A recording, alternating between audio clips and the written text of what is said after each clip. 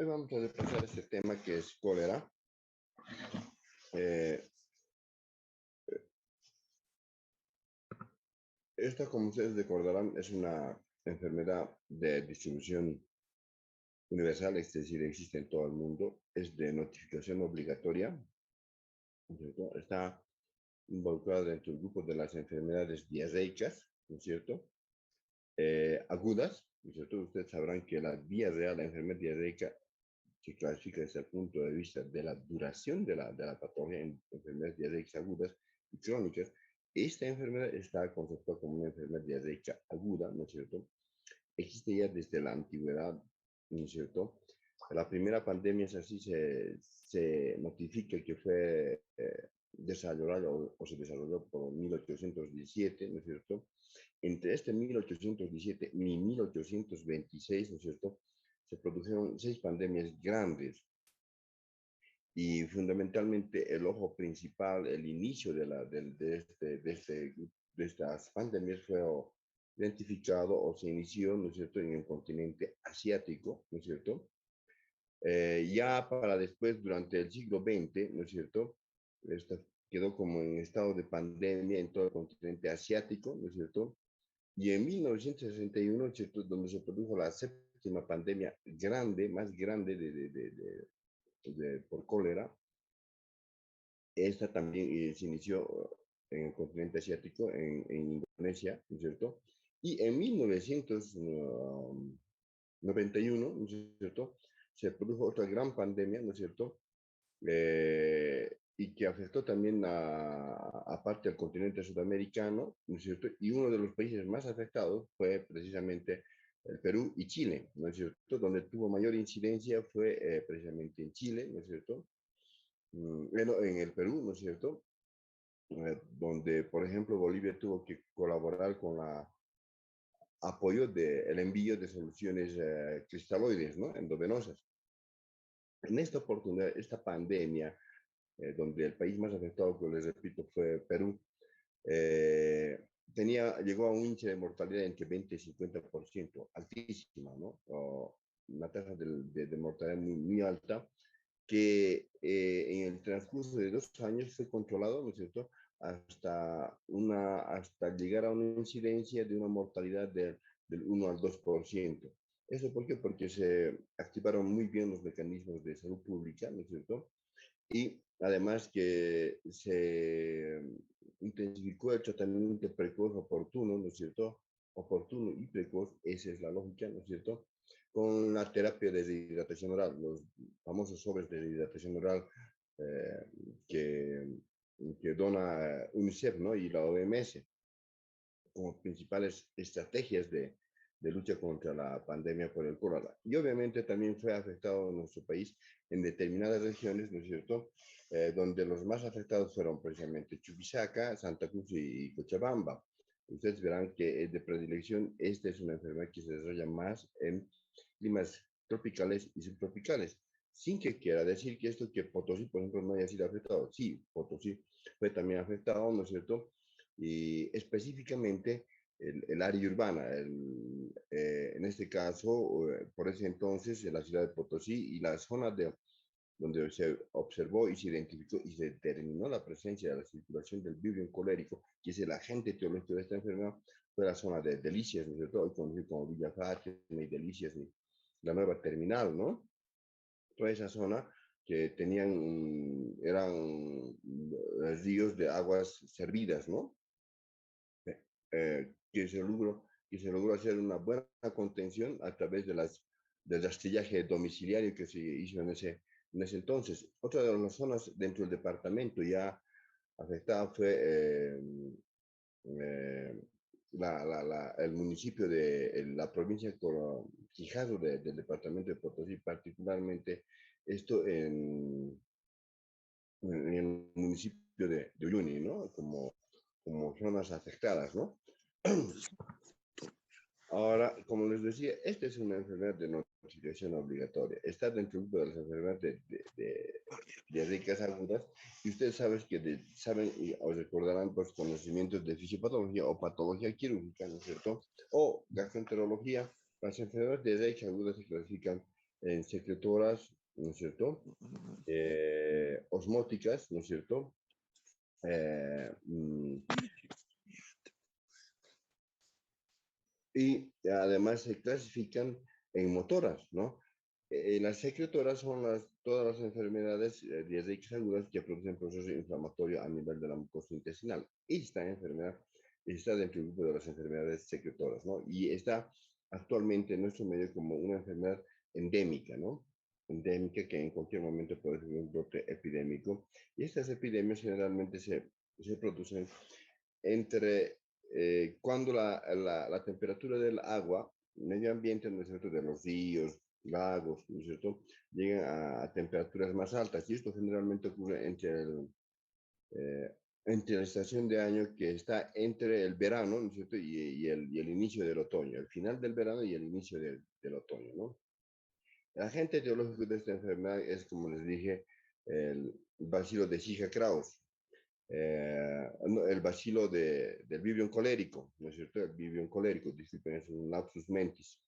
El Vibrio colérico, que fue descubierto por Robert Koch en 1884, ¿no es cierto?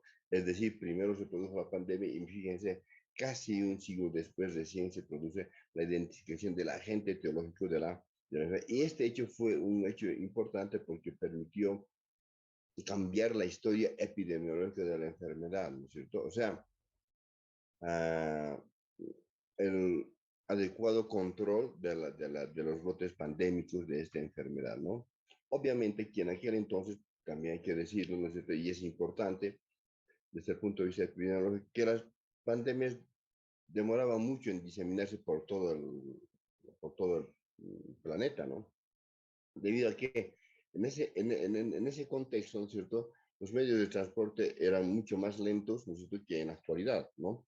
Por ejemplo, en ese entonces, la principal medio de diseminación de las enfermedades pandémicas, ¿no es cierto?, o con brotes epidémicos y tendencia a la pandemia, ¿no es cierto?, demoraban meses, hasta años, ¿no es cierto?, en diseminarse, ¿no? ¿Por qué? Porque el principal medio de transporte de la bacteria y de diseminación era el transporte marítimo. En la actualidad, por ejemplo, un brote pandémico demora solamente semanas en diseminarse, ¿no es cierto?, en el planeta. Eso debido a que ya tenemos medios de transporte mucho más rápidos, como es, por ejemplo, el transporte aéreo, ¿no? Y eso es fundamental en el comportamiento y desarrollo de los brotes epidémicos y los brotes pandémicos, ¿no? Ahora, ¿cuál es el agente etiológico? Les dije que fue descubierto por Robert Koch, quien también es el que descubrió el bacilo de la tuberculosis, ¿no es cierto?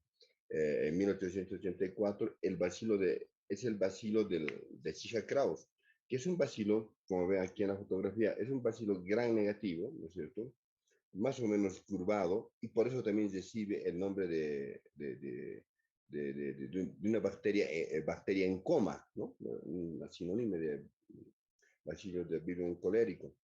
Este se caracteriza porque, como verán en la fotografía, tiene eh, tiene un flagelo que se emite o sale o emerge de uno de los polos de la bacteria, ¿no es cierto? Este, este flagelo precisamente es el que le permite que esta bacteria tenga movilidad, es altamente móvil. Además, este es resistente al medio ambiente. ¿Por qué? Porque esta bacteria se caracteriza también porque produce esporas. Y estas esporas son las precisamente que dan resistencia a esta bacteria. Esta bacteria, ¿no es cierto?, vive en colérico o vive en coma, ¿no es cierto? Uh, es un bacilo gran negativo dentro de la clasificación de Gram. Es un gran negativo que es altamente sensible al medio ácido, ¿no es cierto? Y logra sobrevivir a temperaturas en el agua cuando llega a unos 22, 40 grados. Pero también se ha evidenciado, ¿no es cierto? Se ha evidenciado que logra resistir, ¿no es cierto?, a temperaturas bajas, hasta 10 grados bajo cero. Miren, entonces, esto fuera una explicación de por qué también se presentó este brote pandémico en el departamento de Potosí, ¿no es cierto? Ahora, para su desarrollo, este desarrolla muy bien en medios alcalinos, ¿no? En medios alcalinos. Esto es un elemento importante, ¿no? Porque de esto podemos comprender y deducir que la principal vía de contagio es obviamente la gastrointestinal, ¿no es cierto? La vía de ingreso es la cavidad oral, ¿no es cierto? A través del consumo de alimentos contaminados, ¿no es cierto? Que es la principal fuente de contagio, ¿no es cierto? Y que también el jugo gástrico, como tiene un pH ácido, ¿no es cierto? Se convierte en el principal mecanismo de defensa del organismo. Entonces, encontrarán el pH gástrico es de 2.5 y este es muy sensible a los medios ácidos, entonces constituye un medio de defensa, ¿no es cierto?, excelente para la destrucción de esta bacteria gram negativa. Esto sí, asumimos en el contexto en que nos desenvolvemos o moramos o radicamos o vivimos, ¿no es cierto?, que es Potosí, ¿no es cierto?, donde el pH es un poco más ácido por la hipoxia crónica de altura, ¿no es cierto?, que hace que la secreción mayor de CO2, ¿no es cierto? Entonces el pH gástrico en altura es un poco mayor a ese 2.5 del llano. Entonces es un medio también, es un medio coadyuvante, ¿no es cierto?, de defensa del organismo.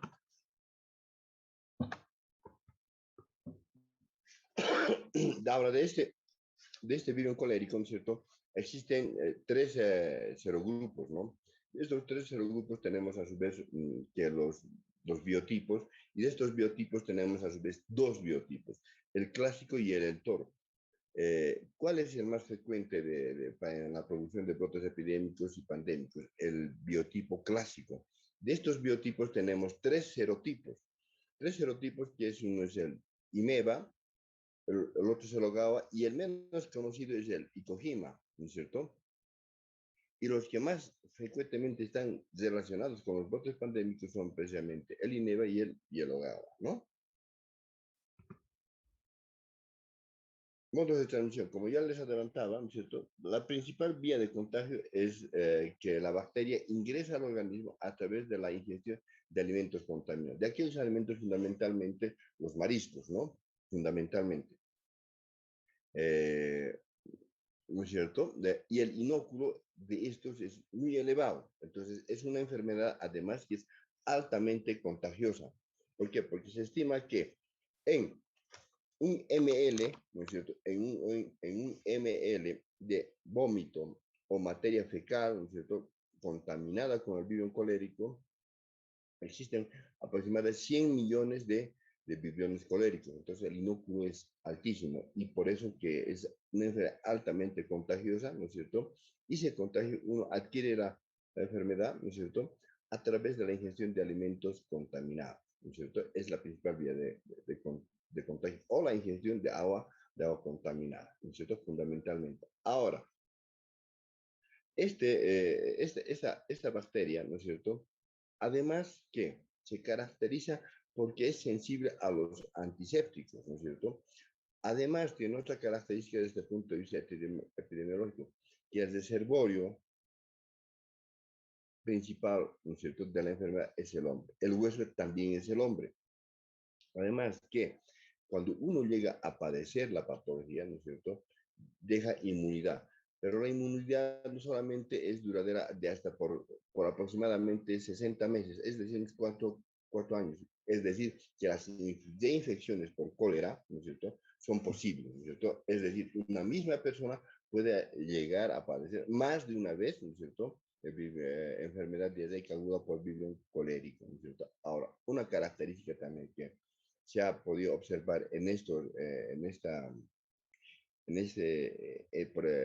enfermedad es que la enfermedad de transmisión de persona a persona o interhumana no existe, es muy poco probable que exista. O sea, la principal vía de contagio siempre es a través de la ingestión de alimentos contaminados. Ahora, que la transmisión vertical tampoco existe. Es decir, una embarazada a su producto no transmite la enfermedad porque está protegida por la barrera placentaria y el virus con el que uno franquea esta barrera de protección, ¿no es cierto?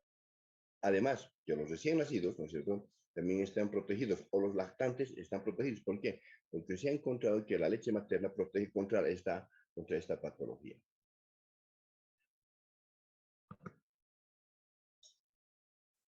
¿Cuál es la patogenia? Obviamente, como la principal vía de contagio es la ingestión de alimentos contaminados. Obviamente, la puerta de entrada constituye la cavidad bucal. Y la primera barrera de defensa se encontraría a nivel de la cavidad bucal. ¿Cuál es? El pH ácido de la secreción de las glándulas salivales, es decir, la glándula parotidia, sublingual, submaxilar, ¿no es cierto? Para esta, una vez llegar a través, que es un gran inóculo, como he mencionado, llega al estómago, ¿no es cierto? Donde tiene que vencer esta bacteria, ¿no es cierto? Este medio de defensa natural del organismo, que es el pH ácido, ¿no es cierto? Y una vez logra franquear esta, esta barrera de defensa, ¿no es cierto?, del organismo, ¿no es cierto?, para ir a colonizar, ¿no es cierto?, localizarse, desarrollarse y multiplicar, ¿no es cierto?, en la parte terminal del intestino delgado. Es decir, desde el punto de vista anatómico, esta bacteria produce una enfermedad del intestino delgado. ¿Y cuál es la característica de de las enfermedades diarreicas agudas que se producen por localización o colonización del agente etiológico en el intestino delgado, que es de ser abundantes, es decir, copiosas, ¿no es cierto? Copiosas, ¿no es cierto? Y líquidas, ¿no es cierto? Esa es la principal característica, ¿no? Entonces, ahora, una vez que llega acá, se coloniza en la mucosa intestinal del intestino delgado, se introduce a los enterocitos. Una vez que está dentro de los enterocitos, produce la secreción de una toxina, que es la toxina colérica. Esta toxina colérica se caracteriza, como aquí verán en esta figura semicircular, ¿no es cierto?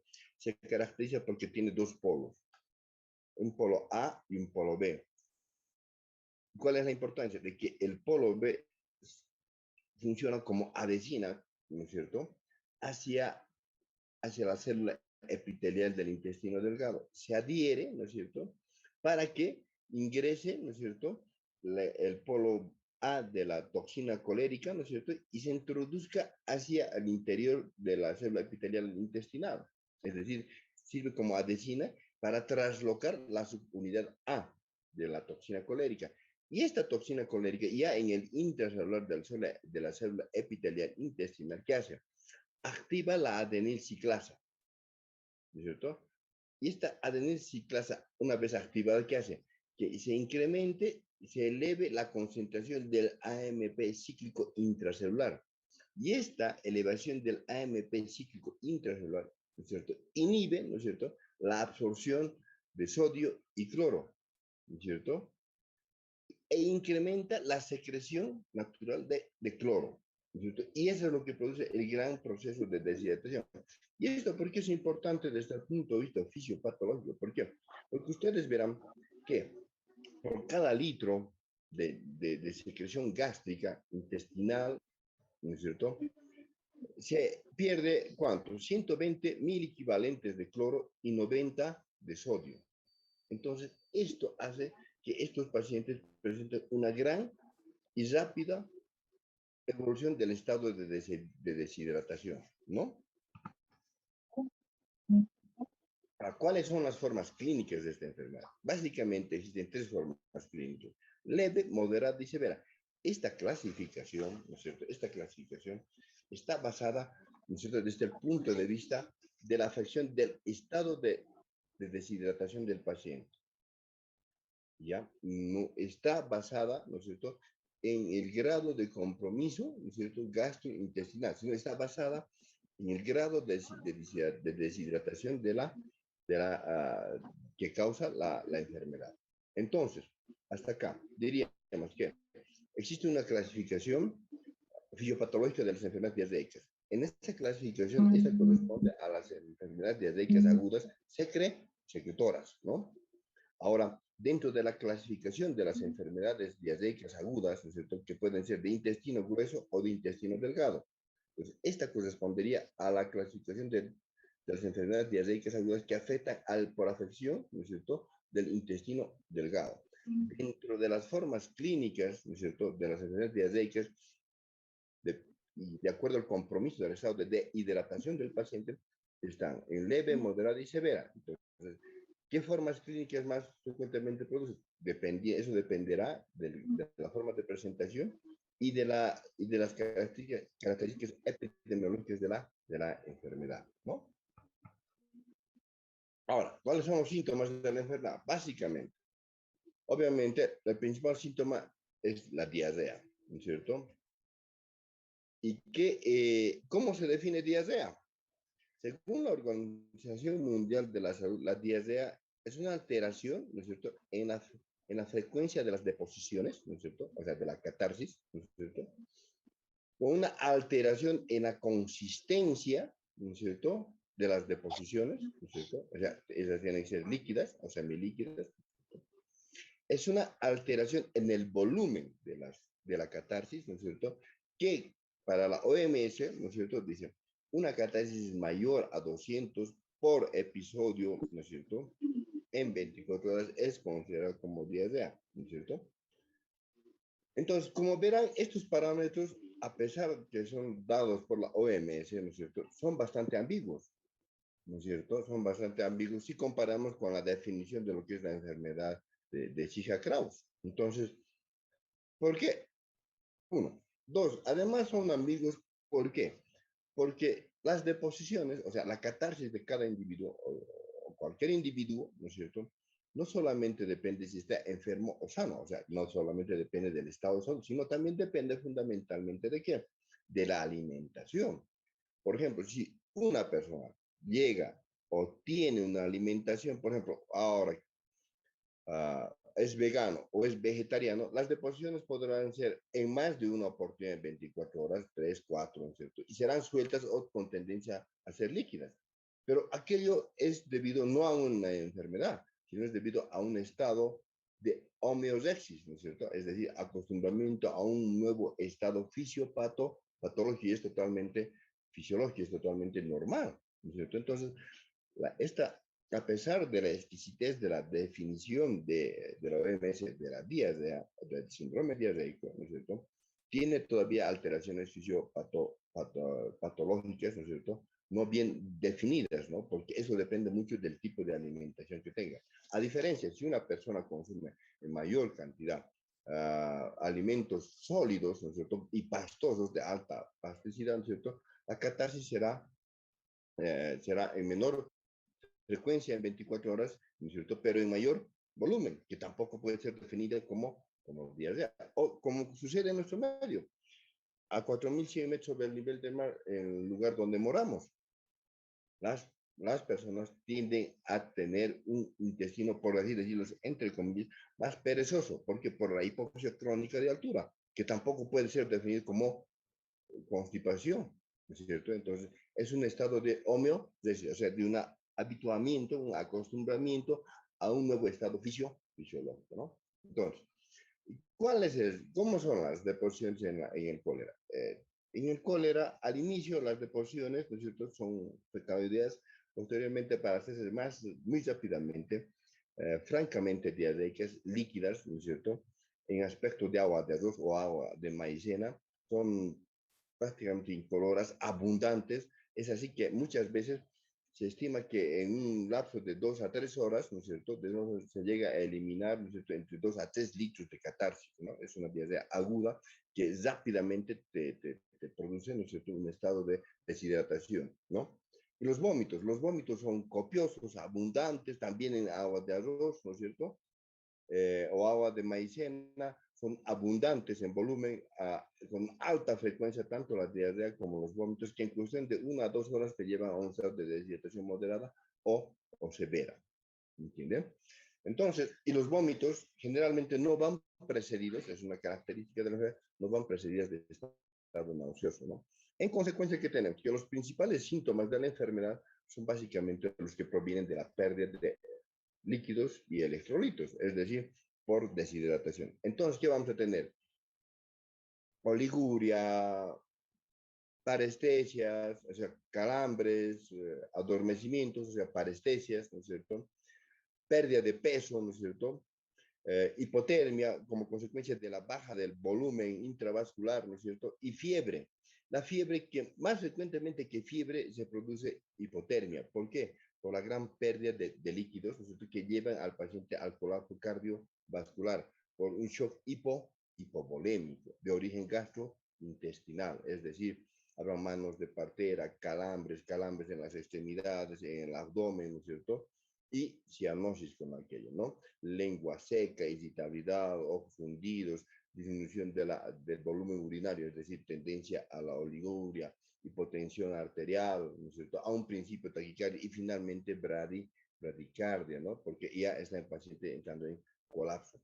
Alteración del estado neurológico, como por ejemplo, a un principio en una deshidratación leve estará irritable el paciente, posteriormente el paciente, cuando ya está entrando en shock, tendrá alteración del estado de conciencia con tendencia a la somnolencia o al estado de coma. Entonces, los principales síntomas son los de deshidratación. Y por ello mismo, ¿no es cierto?, como aquí vemos, ¿no es cierto?, los calambres, decaimiento, diarrea aguda, profusa, vómitos. Esta diarrea es tan severa, ¿no es cierto?, es tan de alta frecuencia y de tan alto grado, alto volumen en cada deposición catártica, ¿no es cierto?, diarreica, que en la antigüedad las camas de internación de los hospitales o de los domicilios eran fenestradas, es decir, en la sumier del catre de la cama del paciente tenían perforaciones que conectaban directamente a receptáculos, ¿no?, grandes, porque al paciente no le da tiempo de llegar al retrete para evacuar el contenido intestinal diarreico, ¿no?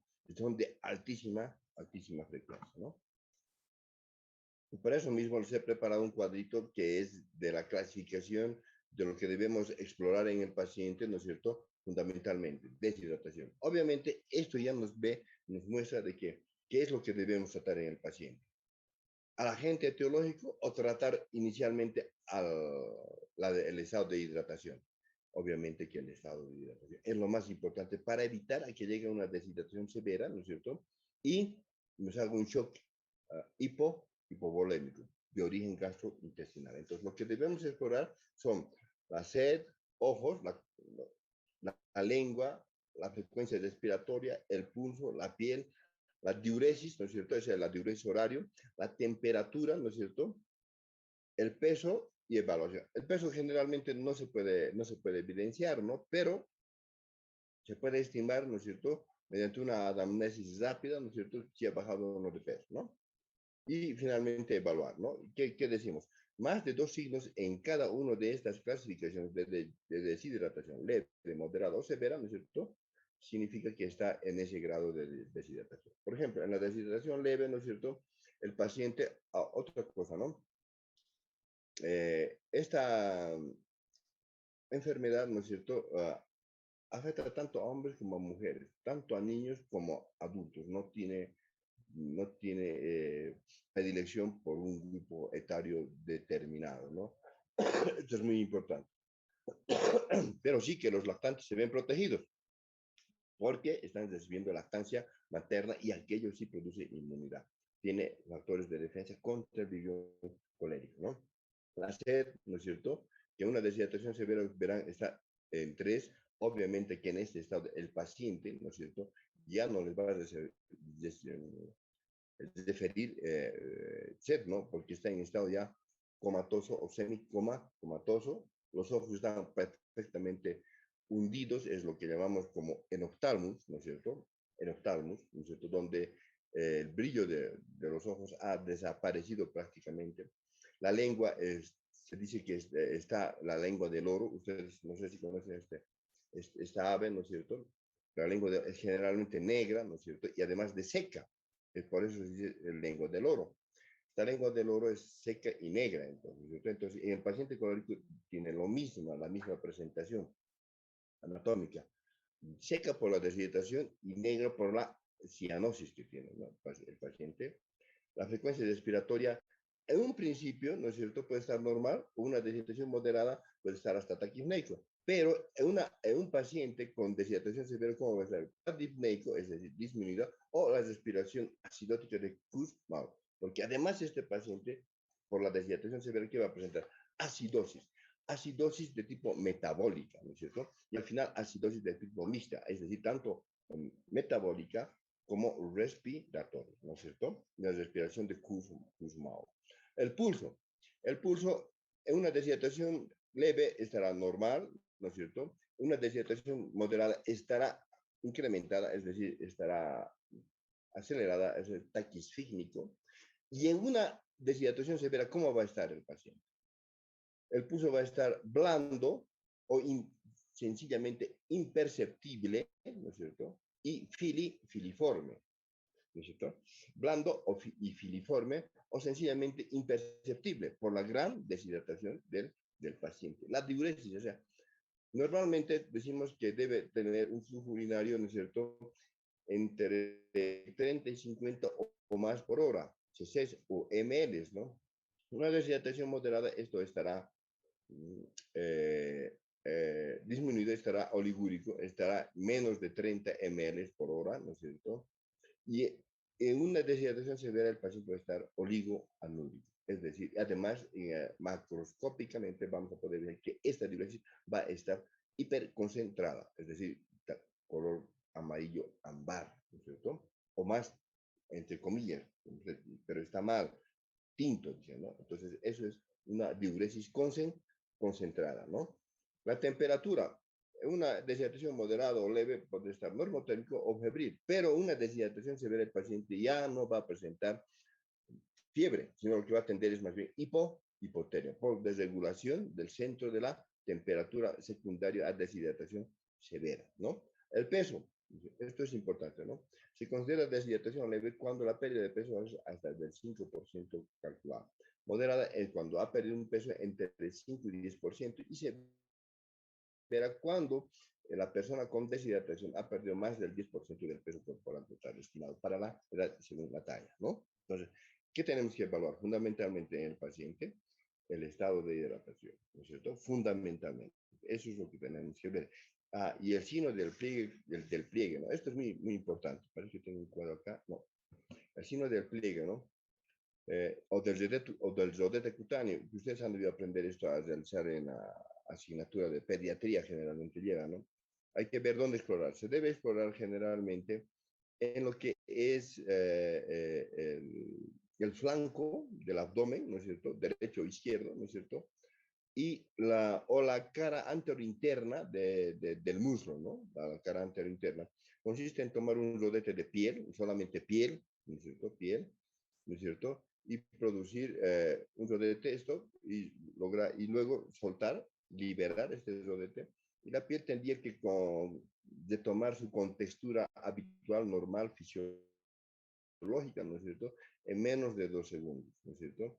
Pero en los pacientes con deshidratación moderada, el rodete tiende a desaparecer lentamente, ¿no es cierto? Y en la deshidratación severa permanece por más de 2 segundos, ¿no es cierto? Eso para determinar el estado de hidratación. En cambio, en la piel de un paciente con deshidratación leve, ¿no es cierto? La elasticidad de la piel está conservada, o sea, una vez que ustedes realizan el rodete, liberan el rodete, ¿no es cierto? La piel inmediatamente retoma su aspecto fisiológico, ¿no? El diagnóstico. Bueno, como ustedes verán, el diagnóstico epidemiológico, el diagnóstico tendría que ser epidemiológicamente a través de los antecedentes de la circulación del virus colérico, ¿no? En una determinada área geográfica. El diagnóstico clínico es difícil de realizar, ¿no? Porque podemos determinar si es una diarrea aguda del intestino delgado, del intestino grueso y el estado de hidratación del paciente, pero nuestros ojos y nuestra clínica no son bacteriología, ¿no? Entonces, el diagnóstico bacteriológico es lo más importante, ¿no? En este caso. ¿Por qué? Porque nos va a poder permitir, ¿no es cierto?, evidenciar la circulación de la bacteria, del virus colérico, ¿no? Entonces, y es suficiente, ¿no es cierto?, uno o dos casos diagnosticarlos bacteriológicamente, ¿no es cierto?, ¿no es cierto?, para que los demás casos sean tratados desde el punto de vista epidemiológico como casos de cólera o sospechosos de cólera, ¿no es cierto?, y enfocarnos en el tratamiento fundamental de la enfermedad, ¿no es cierto? Entonces, desde el punto de vista clínico, ¿qué tenemos que hacer? Tiene que ser una diarrea aguda, de alta frecuencia, de alto volumen, ¿no es cierto? De aspecto de agua de arroz, ¿no es cierto? Con vómitos que se caracterizan por no estar precedidos de estado nauseoso y de aspecto de agua rosa o agua de maicena, ¿no es cierto? Y que presenten, ¿no es cierto?, signos y enfocarnos siempre en el diagnóstico del estado de hidratación. Es decir, no es suficiente realizar el diagnóstico de una enfermedad diarreica aguda, sino tenemos que hacer también paralelamente el diagnóstico del estado de hidratación del paciente, ¿no? A través de esta impresión y además esta impresión diagnóstica tiene que ser confirmada con qué? Con el diagnóstico laboratorial bacteriológico. ¿Y cómo para eso qué hacemos? Hisopeado rectal. O sea, la muestra de materia fecal o del vómito o por hisopeado rectal. Es decir, tomamos un hisopo, ¿no es cierto? Introducimos en el recto, ¿no es cierto? Procedemos a hacer rotar 360 grados, ¿no es cierto? Retirar el hisopo, llevar al tubo de ensayo donde contiene el medio de transporte bacteriano, ¿no es cierto? Que es el medio de Caribly, ¿no es cierto? Introducimos y se conserva ahí. Procedemos al cierre hermético, que de preferencia tiene el cierre de rosca, ¿no es cierto? Y procedemos al achuntado del tubo de ensayo. Es decir, achuntar quiere decir identificar, ¿no es cierto?, nombre, apellido de la persona, localidad de la persona, fecha,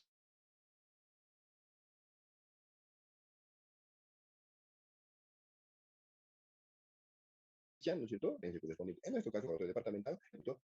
Para determinar la presencia de este, enviará a la zona andina corresponde que las muestras vayan al Limnasa de La Paz, ¿no es cierto?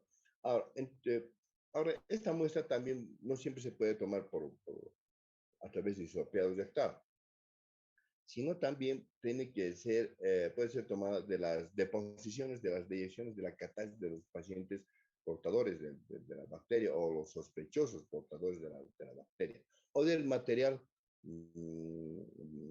vomitivo del paciente, ¿no es cierto? Es decir, empapar el hisopo en materia fecal, ¿no es cierto?, del paciente sospechoso, o empapar en el vómito del paciente sospechosamente portador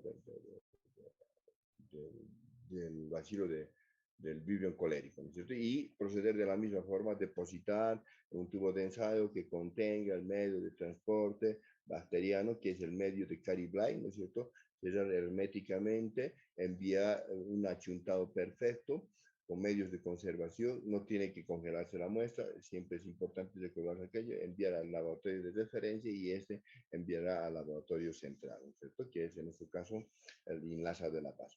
Ahora, entre otros exámenes complementarios,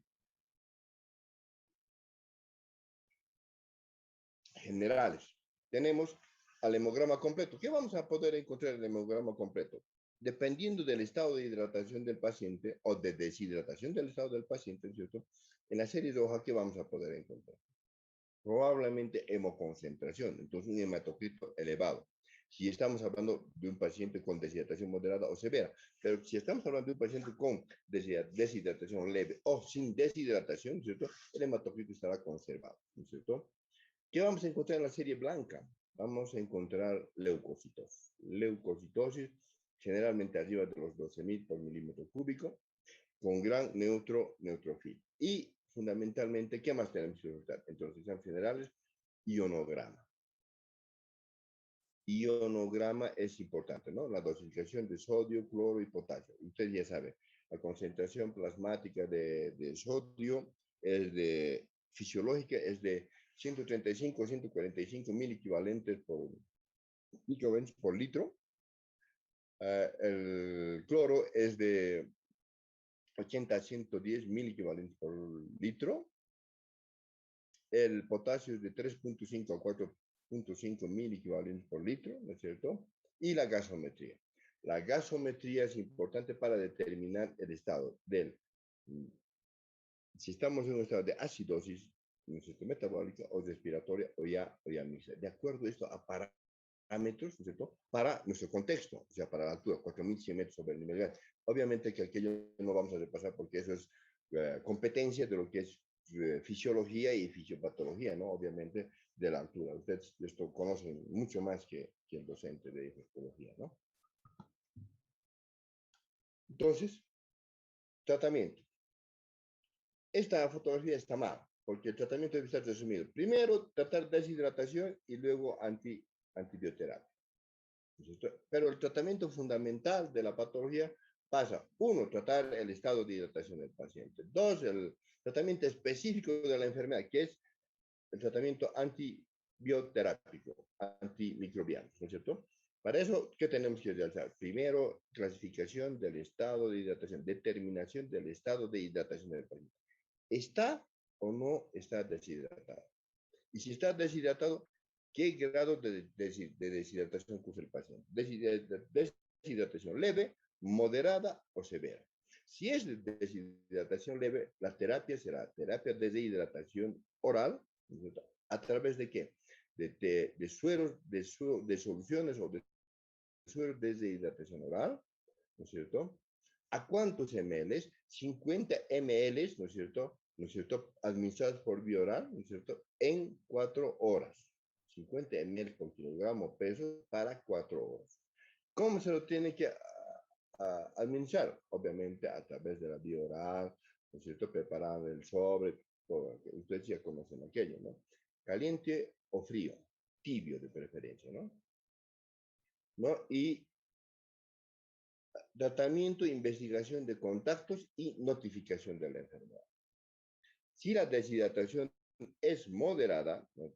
Si la deshidratación es moderada, ¿no es cierto? Existen dos probables vías de tratamiento, dos probables alternativas de tratamiento. Una, la terapia de deshidratación oral se aplicará siempre y cuando, ¿no es cierto? Siempre y cuando los vómitos no sean incoercibles, es decir, los vómitos no sean de elevada frecuencia y de gran volumen, porque en ese caso está contraindicado. No se puede realizar terapia de deshidratación oral. En esa situación, ¿no es cierto? El tratamiento de elección o de primera elección, cuando el paciente tiene abundante y alta frecuencia, de vómitos, es decir, son prácticamente incoercibles, ¿no es cierto? El tratamiento tendría que ser por vía endovenosa. Terapia de deshidratación endovenosa. ¿Para esto qué se tiene que hacer? Lo primero que tienen que hacer, si un paciente tiene deshidratación moderada, ¿qué tienen que realizar? La viabilización, ¿no es cierto?, de la instalación de una vía endovenosa. Y en este caso, de dos vías endovenosas. Siempre, joven, no se olviden. Dos vías endovenosas, derecha e izquierda, ¿no es cierto? Y si no es posible, un paciente con deshidratación moderada, es posible realizar dos vías, ¿no es cierto? Dos vías de infusión, una para la infusión de medicamentos y otra para la toma de muestras, ¿no es cierto? Y al final, las dos vías sirven para la administración de medicamentos y una sirve exclusivamente para la administración de soluciones cristaloides, ¿no es cierto? Ahora, en esta situación, ¿qué se tiene que realizar? Hidratación endovenosa, cuando los vómitos sean incoercibles, ¿no? Ahora, ¿a cuántos ml? 20 a 30 ml, ¿no es cierto?, por vía endovenosa por hora, por hora, por hora. ¿Qué solución de preferencia? Zinger lactato, ¿no es cierto? ¿Por qué? Porque en su composición, ¿cuánto tiene? 145 mil equivalentes de sodio, 4.4 de potasio, 98 de cloro a 102 de cloro, ¿no es cierto? Y además tiene lactato, ¿no es cierto? Que sirve para controlar la acidosis del paciente, ¿no es cierto? Además que tiene calcio, 4.000 equivalentes por la composición. La primera solución endovenosa cristaloide para tratamiento de cloro, la primera opción, ¿cuál es? Zinger lactato, ¿no es cierto? Porque la solución fisiológica, por ejemplo, tiene 154.000 equivalentes de sodio, 154 de cloro, ¿no es cierto? Y no contiene potasio. Entonces, esta sí tiene potasio, además de Zinger, además de lactato, ¿no es cierto? Ahora, cuando la deshidratación es severa, ¿no es cierto? El tratamiento es exclusivo por vía parenteral, por vía endovenosa, ¿no es cierto? A veces en estos pacientes también, lo primero que tienen que realizar que es la instalación de dos vías venosas endovenosas, periféricas, ¿no? Cuando ya están en un medio dotado y cuando estos pacientes no se puede realizar, no se puede localizar por la pulso filiforme, por el shock hipovolémico que está cursando, ¿no es cierto? A veces es necesario instalar una vía venosa central, ¿no? Puede ser la más utilizada generalmente es la subclavia, puede ser supraclavicular, infraclavicular, yugular o femoral, ¿no es cierto? Bueno, eso ya para un tercer nivel de atención, ¿no? Pero ustedes tienen que instalar siempre dos vías, ¿no? Dos vías. Con soluciones cristaloides. ¿Cuál es el cristaloide? Ya les he dicho, Singer lactato. ¿Cuánto? 100 ml por kilogramo peso administrados, calculados para 4 horas, ¿no? Y este paciente debe ser deferido, ¿no es cierto? Si están atendiendo en un primer nivel, a un segundo nivel. Si están atendiendo a un segundo nivel, debe ser referido a un tercer nivel. Este paciente es para terapia intensiva o atención en tercer nivel, porque este paciente ya está en shock hipovolémico, ¿no? Y si no tuvieran probabilidades de transferir, deferir, evacuar este paciente a un nivel superior de atención, hay que hacer una vigilancia consecutiva, continua, fina, ¿no es cierto? ¿De qué?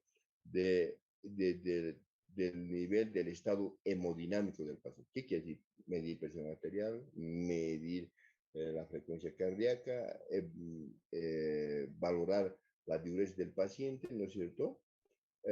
Y valorar el estado neurológico del paciente, A, B, C, D, ¿no? Entonces, presión arterial, sencillo, un tensiómetro, frecuencia cardíaca o pulso, ¿no es cierto? El pulso es siempre el FETIC, no se olviden, si es un pulso imperceptible, con una buena hidratación tendría que volver perceptible, ¿no es cierto? De blando tendría que ser anormotónico, ¿no es cierto? Y regular sano, ¿no? El estado neurológico, para que utilizan la escala de coma de Glasgow, que seguramente esto aprenderán o están aprendiendo, ya conocen a través de la asignatura de neurología, ¿no es cierto? Y la diuresis, ¿no es cierto? La diuresis horaria, ¿no es cierto? Primero el aspecto macroscópico, si está el paciente siendo adecuadamente deshidratado, la diuresis tendrá que tenderse a ser cada vez menos colúrico hasta llegar a un aspecto normal, que es el ámbar, ¿no? Ahora, y el volumen, ¿no? Y mejorará el estado general del paciente. Y finalmente, y lo principal, los hombres de dilatación oral, ¿no?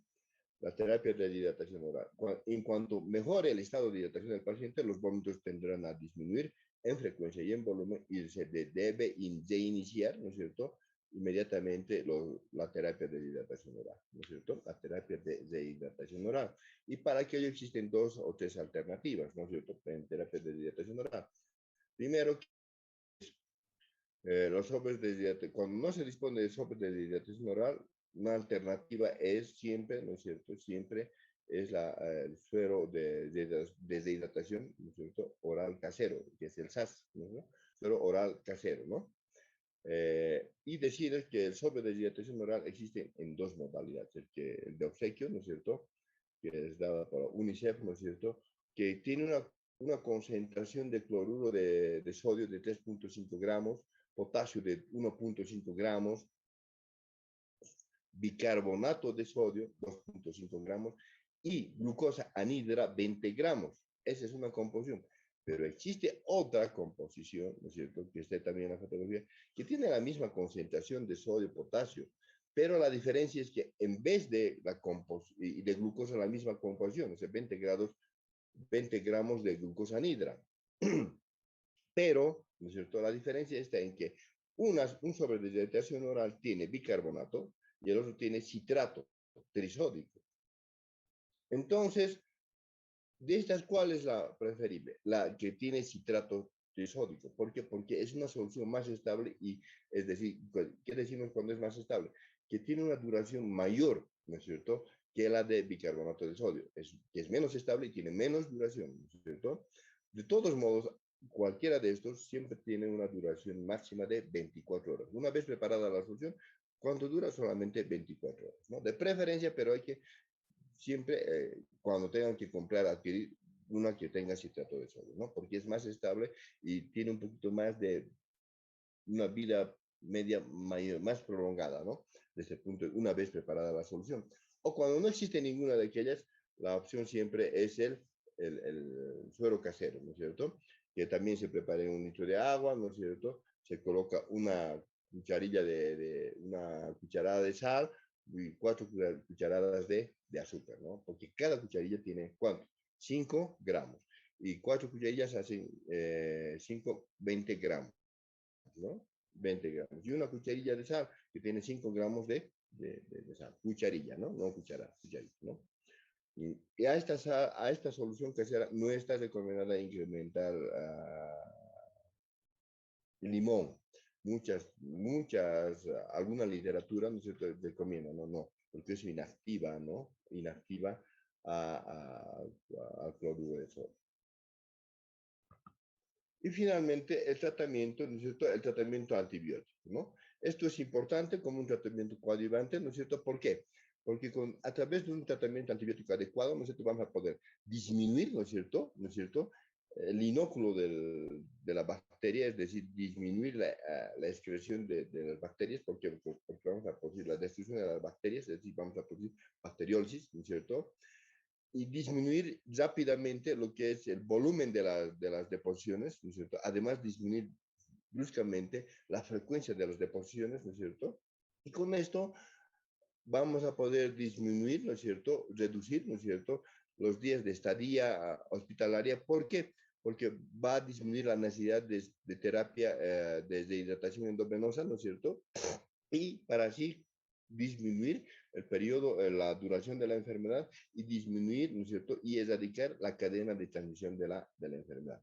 Y para esto, ¿qué antimicrobianos utilizamos? Generalmente, los de primera elección, los macrólidos. Acitromicina, 1 gramo por dosis, ¿no es cierto?, en dosis única. Luego tenemos las quinolonas, ¿no es cierto? Las quinolonas, el ciprofloxacino, 500 miligramos vía oral cada 24 horas en dosis única, ¿no es cierto? La eritromicina, otro macrólido, 500 miligramos vía oral cada 6 horas por 3 días, ¿no es cierto? Y una otra opción que esta no ha dejado de estar vigente desde la antigüedad, que se utiliza ya desde la década de 70, las tetraciclinas, ¿no? Entre ellas tenemos a la doxiciclina, 300 miligramos, ¿no es cierto? Miligramos, ¿no es cierto?, en 2 dosis, ¿no? Estos son los esquemas terapéuticos, ¿no es cierto? Ahora, de estas, la que se puede administrar por vía parenteral será el ciprofloxacino, la eritromicina no tenemos por vía parenteral, la citromicina tampoco, la doxiciclina tampoco, ¿no? No sé si tienen alguna consulta, jóvenes, hasta acá, de lo contrario hubiéramos concluido. Adelante, tienen la palabra.